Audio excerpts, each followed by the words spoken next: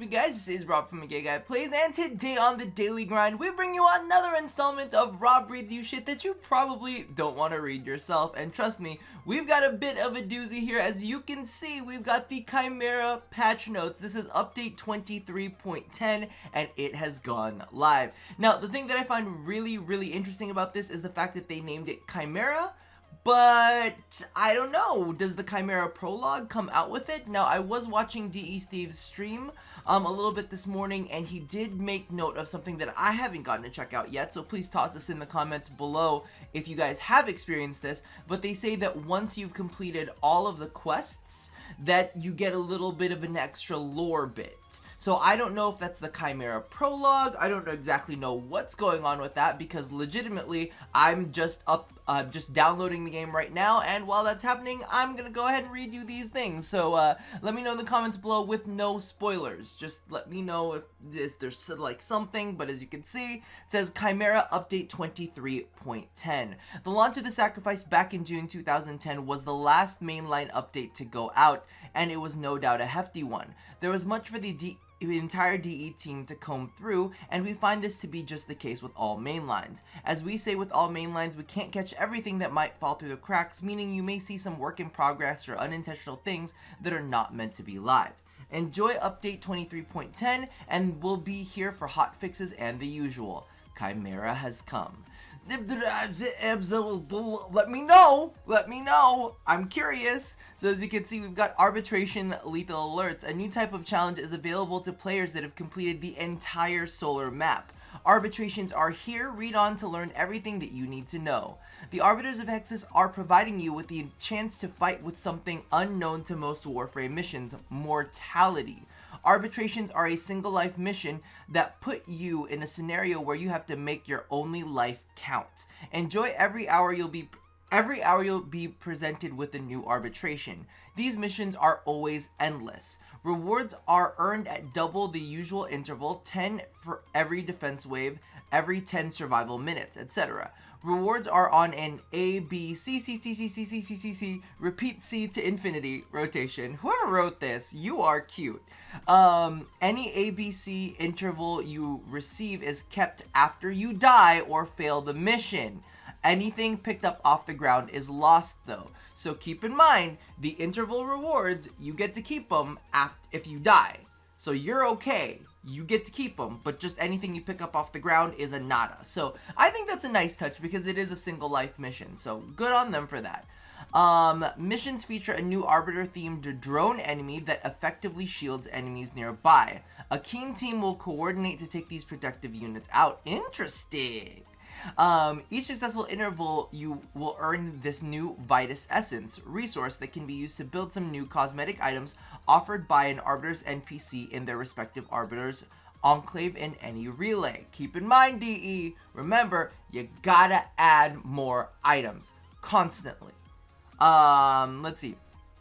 What do you call this? Per player boons. Every arbitration features a custom boon to you.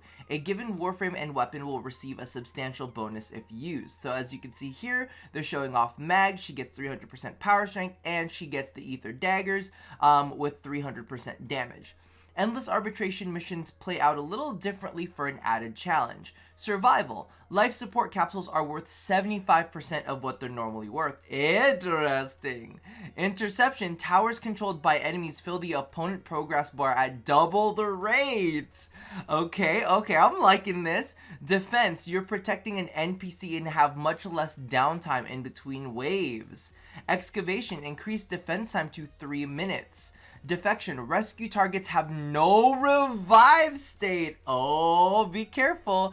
Infested salvage. Consoles have their normal health. I'm going to be honest with you, it's been a long time since I've played salvage. Defection, I've played a little bit more, but I don't know, I just didn't find salvage unique enough or different enough. So I'm gonna have to jump in and play salvage occasionally just to get back into the flow of it, because it's been a while.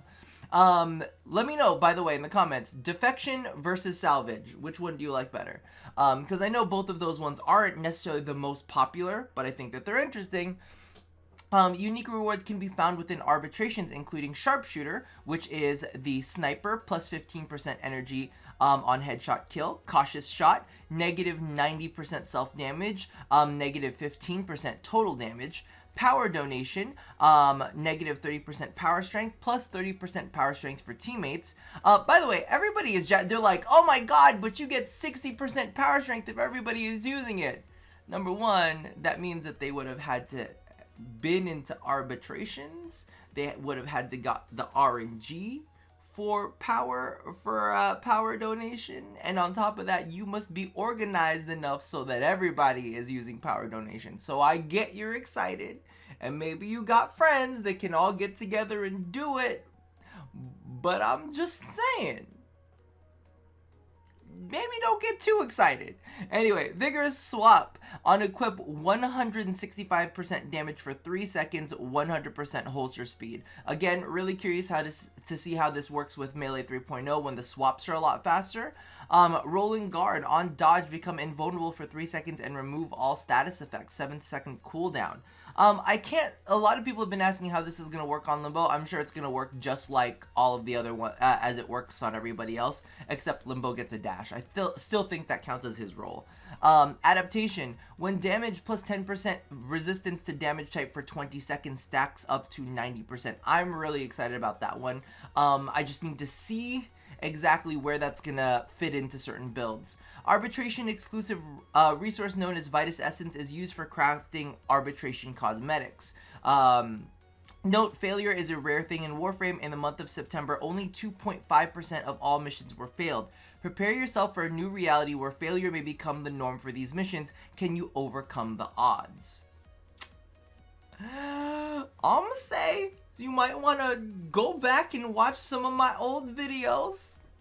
D, hats off to you for listening to a good old veteran Warframe player. Now we got 2 new weapons that are out. The Pupicist, 2-pronged attack. The bone-grafted cocoon at the tip of the staff rends flesh, while the viral mass living within spreads itself into the wounds of each new victim. I was actually taking a look at it. This thing's got a 27% status chance. Really, really interesting. I'm gonna have to play around with it a bit. Falcor, carved through enemies with surgical precision using this Corpus Tech glaive. Got my hands on that one too. I'm not exactly sure if there's anything special about it. I was looking at the the description about it, but it didn't really say anything. This one I'm actually really excited about. New weapon skins. The Zostra Dual Dagger skin. The Zostra Dual Dagger skin looks fire. I'll tell you that, at least from what I've seen so far.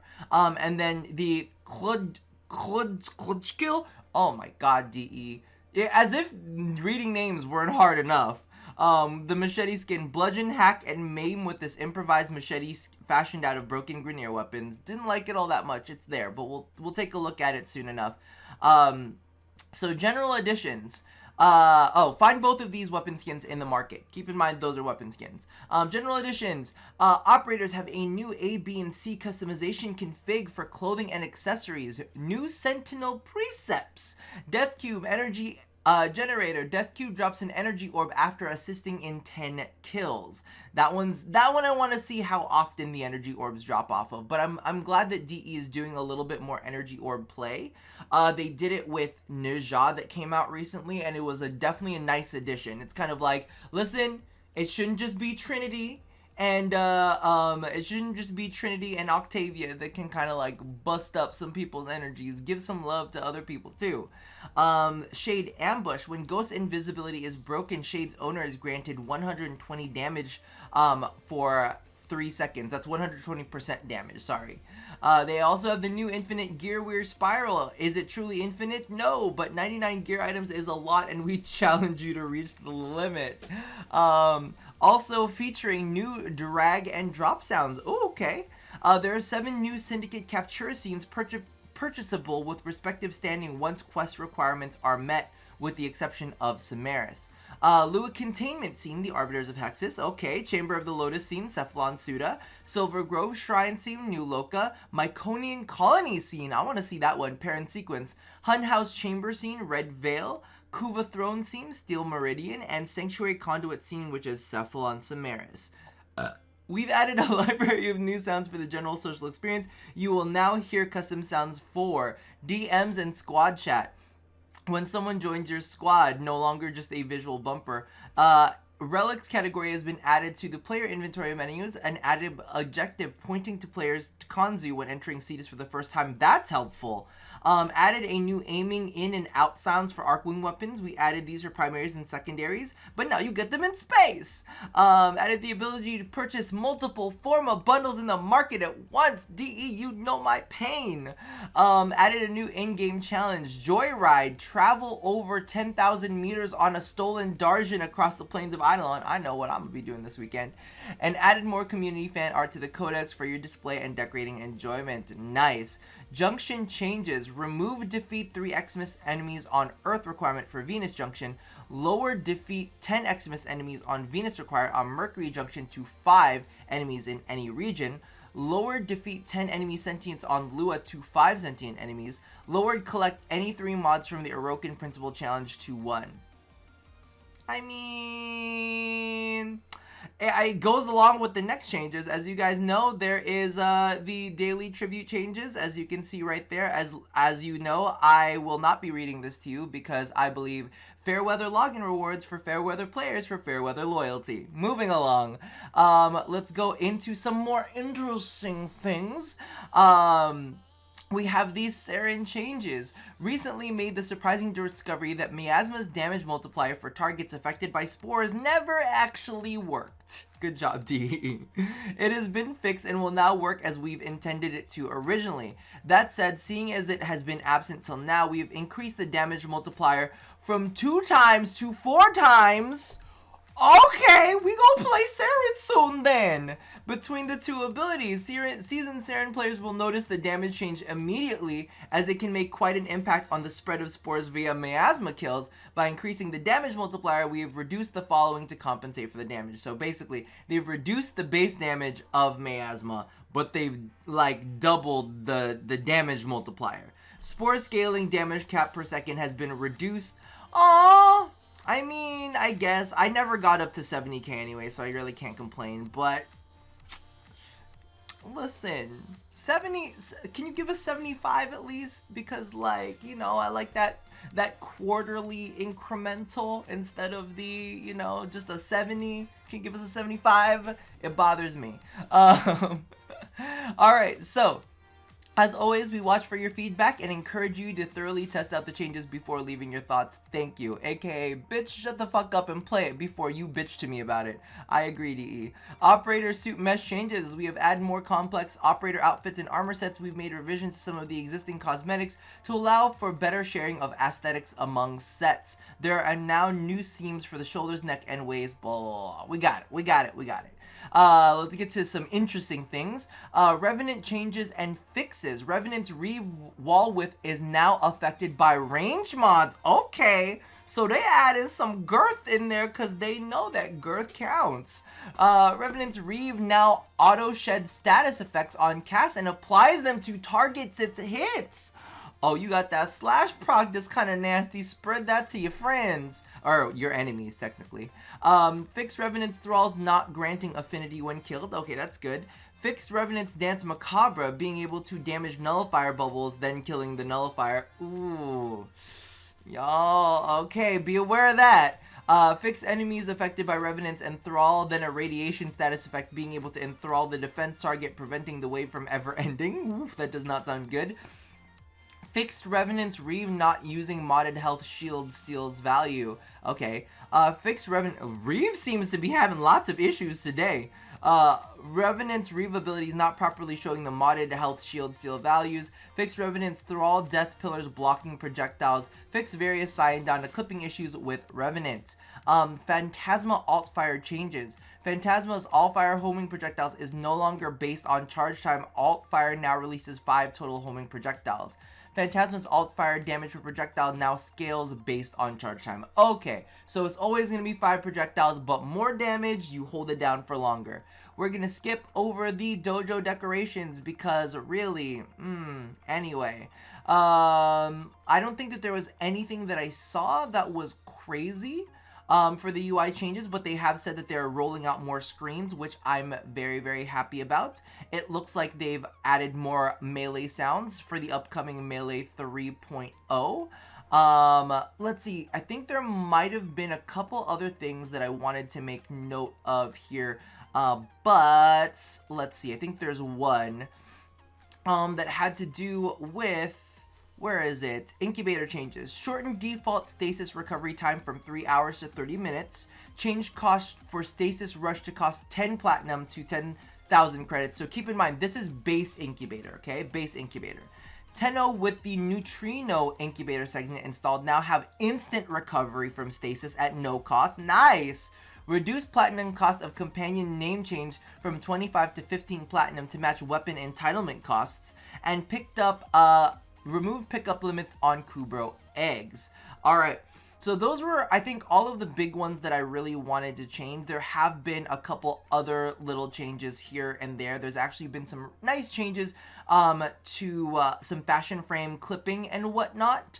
So do keep those in mind. I'm kind of like browsing through it real fast just to make sure that there isn't anything big that I've missed, because as you can see, there have been a lot of fixes that have gone through, and you know, there's bound to be something. So if you guys see something that you think is very, very important from these fixes, go ahead and toss them in the comments below. But I think that we are all good for that for now. As you guys know, the new Arbitrations is live, and I've got 2 new weapons to go ahead and level up and get reviewed for you guys. So that is gonna do it for me for now. So as always, oh, and they've corrected the Grand Prime's melee combo counter to be the same as other melee weapons. There you go. Excluded the Venka Prime, because the Venka Prime is special. Regardless, that does about do it for me for now. Leave all of your feelings down in the comments below. Information on Chimera, keep it as spoiler free as possible. If not, I'ma just delete it and know about it in my head. As well as any fixes that you guys think were really, really important that I did not get to cover. But as always, love somebody, hurt nobody, and touch your body. I'll see you guys in Arbitrations. Bye-bye!